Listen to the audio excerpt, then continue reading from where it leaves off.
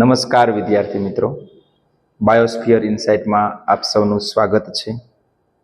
મિત્રો, લાસ્ટ લેક્ચરની અંદર આપણે ખાસ કરીને જે બાહ્ય સંવર્ધન પ્રયુક્તિઓ હતી, એટલે કે સ્વફલન અટકાવતી અને પરપરાગનયન પ્રેરતી જે પ્રયુક્તિઓ હતી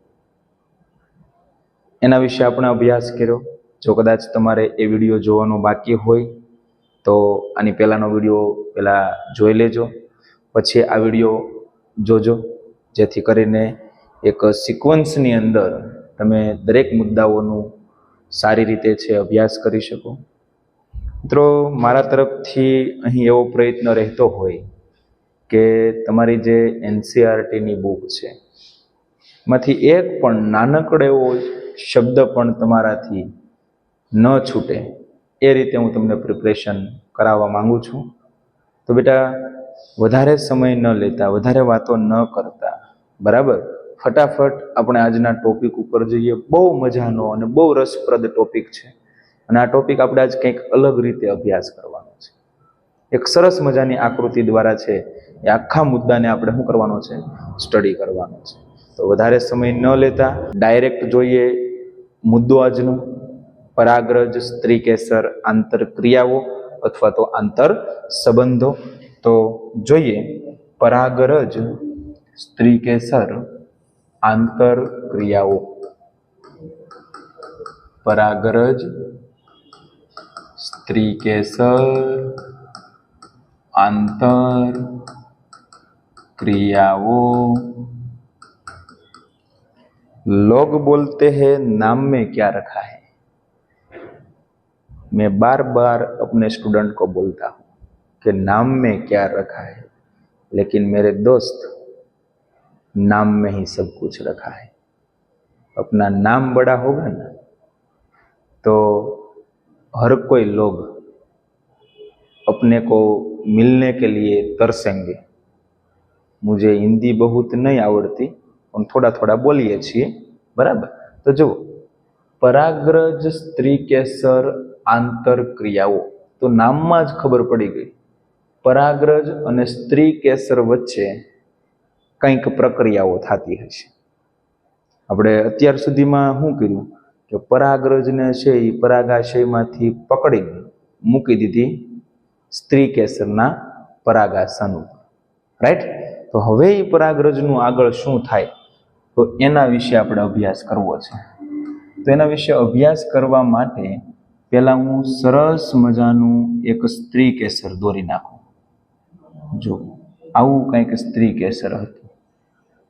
આ એનું પરાગાસન છે, આ પરાગવાહિની છે, અંતે બીજાશય છે, રાઈટ. જો આકૃતિ આધીન આપણે આખો ટોપિક સમજવાનો છે. ક્લિયર? ઓકે. હવે વિદ્યાર્થી મિત્રો, તમને ખબર છે કે અહીંયા જે આનું બીજાશય અથવા અંડાશય છે એની અંદર અંડક રહેલું હોય. આવું આપણે અંડક પણ અભ્યાસ કર્યું છે, તમને ખ્યાલ હશે, બરાબર. જો હજી અંડકવાળો વિડીયો તમે ન જોયો હોય તો આપણી ચેનલ પર પ્લે લિસ્ટમાં જઈ અને જોઈ લેજો. આ અંડક છે. અંડકની અંદર તમને ખ્યાલ છે, અંડકની અંદર રહેલું હતું ભ્રૂણપુટ. ભ્રૂણપુટ મતલબ માદાજન્યુજનક, રાઈટ.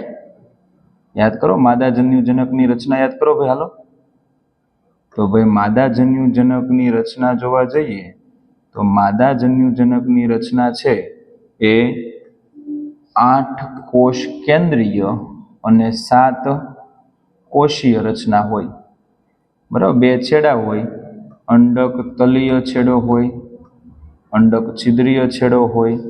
અંડક તલીય છેડા તરફના 3 કોષો છે એને પ્રતિધ્રુવીય કોષો કહેવાય. અંડક છિદ્રીય છેડા તરફના 3 કોષોને સંયુક્ત રીતે અંડપ્રસાધન કહેવાય, જેમાં 2 સહાયક કોષો હોય, 1 અંડકોષ હોય. કેન્દ્રની અંદર 1 કેન્દ્રસ્થ કોષ હોય, રાઈટ. આવી વાત તમને ખબર છે. ક્લિયર? આ સમજાય એટલા માટે આપણે આ રીતની ફિગર ડ્રો કરીએ છીએ. હવે થાય શું બેટા? તો કે જ્યારે પરાગનયન થાય ત્યારે જે પરાગરજ હોય એ પરાગરજ અહીંયા પરાગાસન પર આવીને સ્થાપિત થાય. પરાગાસન પર આવીને પરાગરજ સ્થાપિત થાય. હવે એક વસ્તુ યાદ કરો કે આ પરાગરજ છે ને નરજન્યુજનક અવસ્થાનું પ્રતિનિધિત્વ કરે, જ્યારે ભ્રૂણપુટ છે એ માદાજન્યુજનક અવસ્થા તરીકે કામ કરે. એટલે કહેવાનો અર્થ બેટા એવો છે કે આપણો નરજન્યુ પરાગરજમાં બેઠો છે વરરાજો, અને માદાજન્યુ છે એ ભ્રૂણપુટમાં છે કન્યા. કામ શું કરવાનું છે?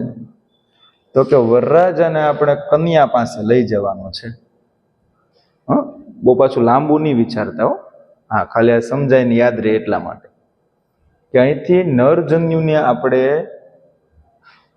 માદાજન્યુ સુધી લઈ જવો છે. તો કઈ રીતે જાય એ પહેલા મારે તમને એક વાત કરવી છે કે અહીંયા બેસવા વાળી પરાગરજ છે એ આ જ વનસ્પતિ જાતિની હોય એવું જરૂરી નથી, કારણ કે આ તો પરાગાસન ખુલ્લું હોય અને એની પાસે એવી કોઈ ક્ષમતા કેપેબિલિટી છે જ નહીં કે પોતાની જાતિની પરાગરજને જ બેસાડે. રાઈટ? આ પરાગરજ તો ગમે ત્યાંથી આવી હોય, હવા દ્વારા પ્રવાહિત થતી હોય એટલે ગમે ત્યાંથી આવે, કીટકો દ્વારા પરાગિત થતી. એવું એક વસ્તુ વિચારો તમે કે માની લો કે કોઈ મધમાખી છે, મધમાખીની વાત આવે એટલે પાછું યાદ આવવું જોઈએ શું? પ્રભાવી જૈવિક પરાગવાહક છે, ભૂલાય નહીં, એમસીક્યુ છે. મધમાખી છે, માની લો કે જાસૂદના પુષ્પમાં એ રસ ચૂસે છે, એટલે એ મધમાખીના શરીર સાથે કોની પરાગરજ છોંટી? જાસૂદની પરાગરજ છોંટી. હવે મધમાખી ધરાઈ રહી કે હવે વારા ઘડીએ જાસૂદનું રસ શોષીને ક્યાં જવું? તો એ મધમાખી છે ત્યાંથી ઉડી અને કંઈક નવું ખાવા માટે એ ગુલાબના પુષ્પમાં ગઈ. રાઈટ? તો હવે ગુલાબના પુષ્પના પરાગાસનના સંપર્કમાં આવી એટલે જાસૂદની પરાગરજ જેના શરીર સાથે છોંટેલી હતી એ ક્યાં વહી ગઈ? ગુલાબના પુષ્પના પરાગાસન પર બેસી ગઈ, જે ખરેખર ગુલાબની છે જ ને, તોય ત્યાં બેસી ગઈ. તો હવે એ પરાગરજનો ત્યાં વિકાસ થાય? ન થાય. તો એક વસ્તુ યાદ રાખજો કે પુષ્પનું જે પરાગાસન હોય એના ઉપર બે પ્રકારની પરાગરજ આવે. જે અન્ય જાતિની હોય ને તો એને કેવી પરાગરજ કહેવાય?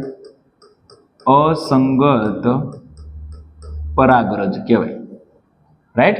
કે આને આ જાતિની ન હોય તો એને અસંગત કહેવાય, અને જો આ જાતિની હોય તો એને કેવી કહેવાય?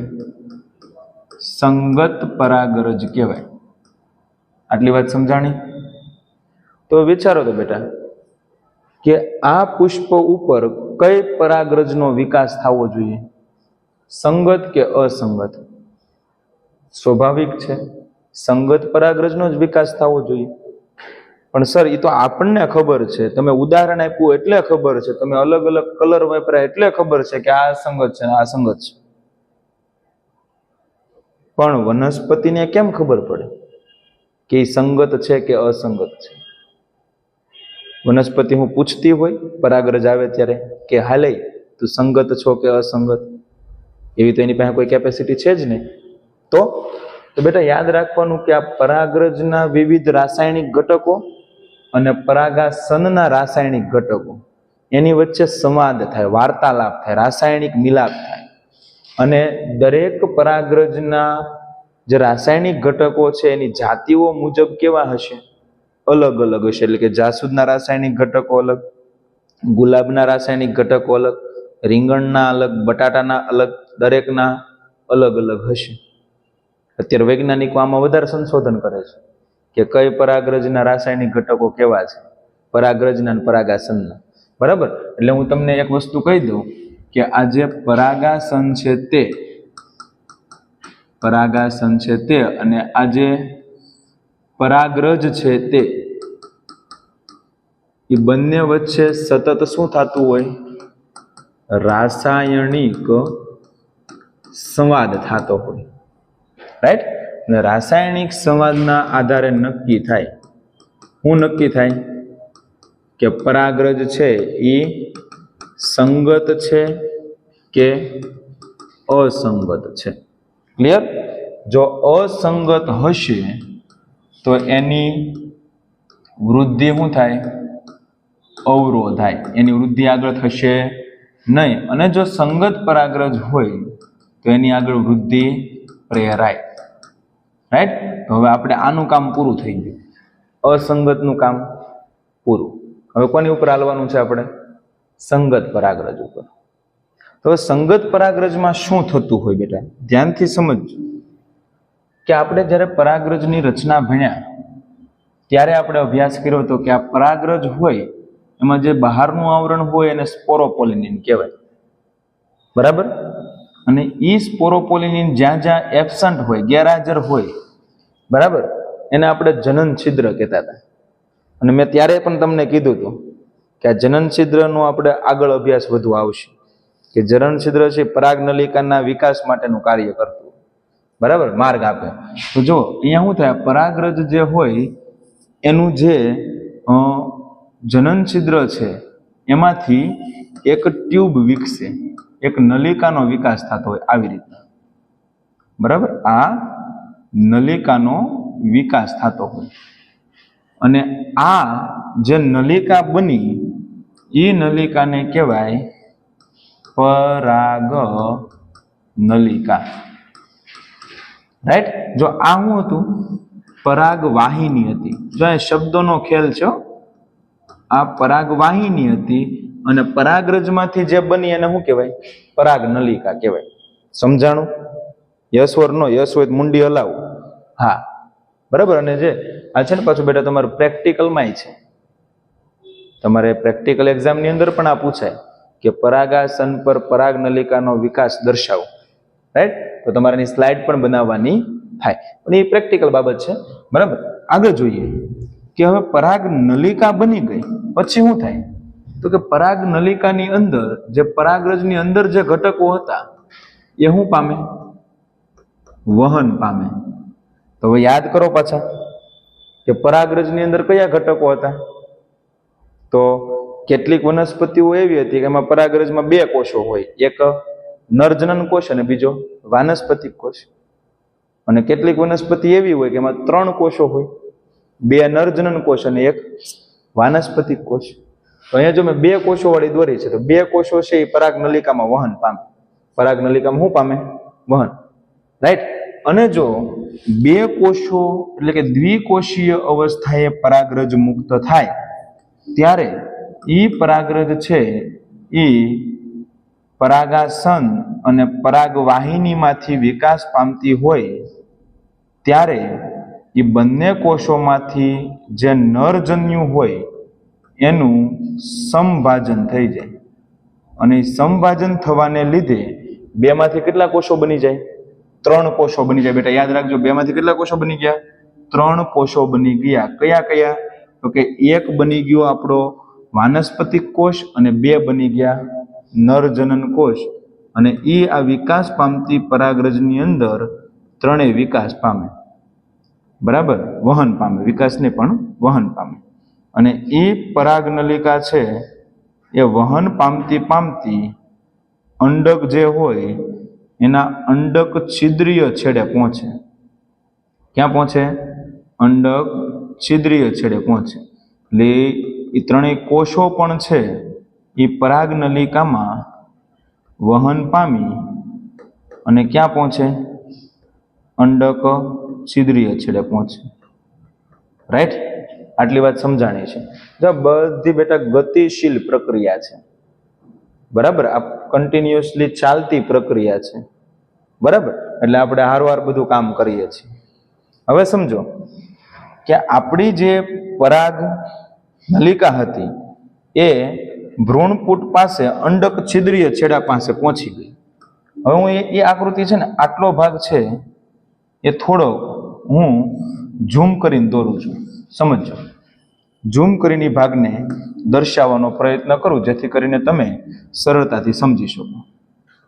જો આ ભ્રૂણપૂટનો ભાગ છે, એમાં આ એક સહાયક કોષ છે, આ બીજો સહાયક કોષ છે અને વચ્ચે રહ્યો અંડકોષ. બરાબર, લખી દઉં એટલે તમને પાછું નહીતર ભૂલાઈ જશે. આ બંને કયા કોષ થયા? સહાયક કોષ. બરાબર, વચ્ચે કયો કોષ થયો? અંડકોષ. બરાબર, બીજી એક ફિલિફોર્મ રચના અહીંયા આવેલી હતી, યાદ કરો. કઈ ફિલિફોર્મ રચના? હવે એનું અહીંયા કાર્ય આવશે. તંતુમય પ્રસાધન. કઈ રચના છે બેટા? તંતુમય પ્રસાધન. હમણાં સમજાય છો. તંતુમય પ્રસાધન. ક્લિયર? અને હવે ન્યા શું આવ્યું છે? તો કે ન્યા આવી છે પરાગનલિકા. શું આવ્યું? આ પરાગનલિકા. યાદ રાખો, ભૂલાય નહીં બેટા, ધ્યાનથી સમજજો. અહીંયા શું આવ્યું? પરાગનલિકા. હવે પરાગનલિકાની અંદર શું છે? તો કે આપણા બે નરજન્યુ છે. બરાબર, બે નરજન્યુ છે. That's clear? Yes or no? Yes, very good. તો આ રહ્યા આપણા રહ્યા નરજન્યુ. તો હવે સાંભળજો બેટા, શું થાય છે? તો એ જે બંને નરજન્યુ છે એ આ જે પરાગ નલિકા છે એ આ બંને નરજન્યુઓને ક્યાં મુક્ત કરશે? બંનેમાંથી એક સહાયક કોષમાં. બહુ ઇમ્પોર્ટન્ટ, વેરી વેરી ઇમ્પોર્ટન્ટ, કે બંને સહાયક કોષો છે એમાંથી બેમાંથી એક સહાયક કોષની અંદર આ નરજન્યુઓને શું કરશે? મુક્ત કરશે. નરજન્યુ ક્યાં મુક્ત થઈ ગયા? બેમાંથી એક સહાયક કોષમાં. ભૂલાય નહીં. ક્લિયર? હા કે ના? અને આ બધી પ્રક્રિયા માટે માર્ગદર્શન કોણ પૂરું પાડે? તંતુમય પ્રસાધન. ક્લિયર? કે પરાગનલિકાનો પ્રવેશ અને નરજન્યુને બે પૈકી એક સહાયક કોષમાં મુક્ત કરવા માટે માર્ગદર્શન કોણ આપશે? તંતુમય પ્રસાધન. ક્લિયર? તો બેટા હવે જે નરજન્યુ છે એ બંને પૈકી એક સહાયક કોષની અંદર પહોંચી ગયો છે. ક્લિયર? તો હવે આગળની વાત હવે શું થાય? તો કે એ નરજન્યુનું આગળ શું થાય? તો આપણને ખબર છે કે નરજન્યુ હેમાં ભાગ લે? હા, બોલો બોલો. હા, ફલનમાં ભાગ લે. હેમાં? ફલનમાં. તો એ ફલન કઈ રીતના થાય એ આપણો નેક્સ્ટ ટોપિક છે. પણ અત્યાર પૂરતું બેટા ખાસ ધ્યાનથી સમજી લ્યો કે પરાગરજનું સ્ત્રી કેસરના પરાગાસન પર સ્થાપનથી લઈ પરાગનલિકાનો ભ્રૂણપૂટમાં પ્રવેશ થાય ત્યાં સુધીની સમગ્ર ઘટનાઓને શું કહેવાય? પરાગરજ સ્ત્રીકેસર આંતરક્રિયાઓ. અને આ પરાગરજ સ્ત્રીકેસર આંતરક્રિયાઓ છે એ બેટા એક પ્રકારની કેવી પ્રક્રિયાઓ છે? તો કે ગતિશીલ પ્રક્રિયા છે. બેટા યાદ રાખજો, કેવી પ્રક્રિયા છે? ગતિશીલ પ્રક્રિયાઓ છે. ક્લિયર? તો સરસ મજાનો બેટા ટોપિક હતો સ્ત્રીકેસર પરાગરજ આંતરક્રિયાઓ. બરાબર, સરસ રીતે દરેકને સમજાણો હશે. એકવાર ધ્યાનથી એનસીઈઆરટી ની બુક રીડ કરી લેજો એટલે હજી વધારે તમને સમજાઈ જશે.